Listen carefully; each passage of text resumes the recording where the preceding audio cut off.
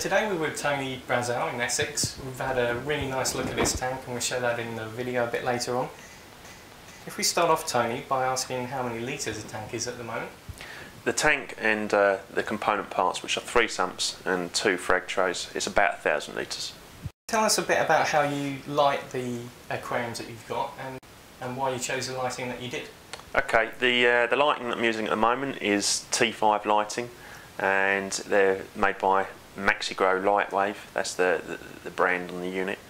I simply chose them. It was a bit of a punt because I was running metal halides, and the halide bulbs to replace, I think at the time the refluxes went up to just over £80 each, so it would have been £160 for a pair of new bulbs. The T5 Lightwave unit, that was £145, and I'd always wanted to try T5s, and it was so cheap I thought I might as well just buy it and try it, so I did. Swapped a few of the tubes out for some blue tubes, the Nava blues, and I haven't looked back since, if I'm being honest. So you went with the option of not using branded tubes. What was the idea behind that? Just to try something different and so see if it can save money too. From a cost perspective, if it didn't work out, I didn't have much to lose, and I could always go and use branded tubes straight away. So I thought I'd give the unbranded tubes a try first, and they worked rather well, so I've stuck with them. I do now use branded tubes as well as the Nava blues, and currently I'm running 3 Aquamatic 15K Reef Whites and 1 KZ Fiji Purple with 4 Nava blues. What made you choose those colours in particular? It's just what I'm running at the moment, if I'm being honest. You know, a few weeks ago I was probably running a different array, and maybe a few months before that I was running slightly different, and maybe in another 6 months I might be running a slightly different combination again.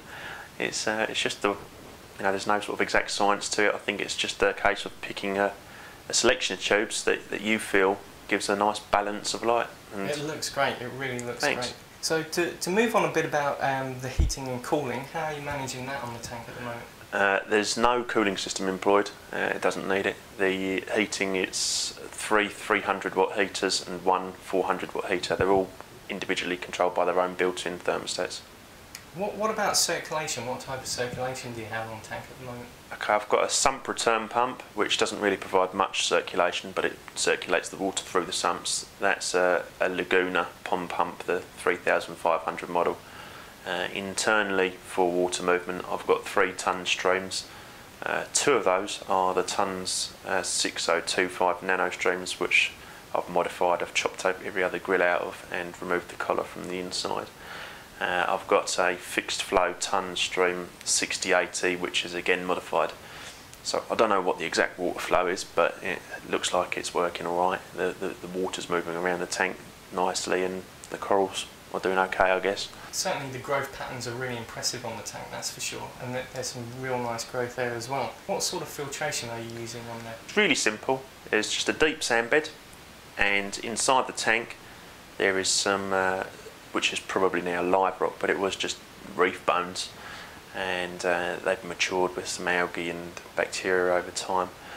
And then as far as filter media goes, I'm using Aquafos Extra, which is a phosphate remover, and some Aquacarb, which is just some activated granular carbon, and that's it. There's a protein skimmer over the back, which is a Reef Octopus XP 3000 cone, and it's just nice and simple. There's nothing to go too badly wrong, and it's run very stable and steady over the last, it's nearly 3 years now that the tank's been running, so I've got no major problems with it, and I'm pleased with the results. Yeah, I think talking to you earlier, I think you really highlighted that stability is the key, and I think that the level of growth that you've had and the coloration is really working very well for you. Yeah. Are there any supplements that you use in the aquarium? The only supplement that I use is iodine, and I just dose that once a month. It's what works for me. There's a lot of people out there that dose an array of additives and it works well for them, so I'd advise, the most important thing, as you've touched on, Gary, is stability, and the other parts that you put in around that are there sort of just to very slightly tweak it and complement things. But if it's working, whatever you're doing, if it's working, you find a method that you get on with, I say stick to it. But for me, it's just iodine that I dose once a month. So obviously you've got quite an amazing selection of SPS, but equally you've got some very nice LPS as well. What's your real passion there? Just corals in general. LPS and SPS, I love them both. Fish-wise, you're very light on fish in the aquarium. What's the reason for that? Corals are my main priority, and fish, I don't like to try and create a sardine tin. You know, if I had a huge tank, I'd probably have a lot more fish, but the tank is only 5 foot long.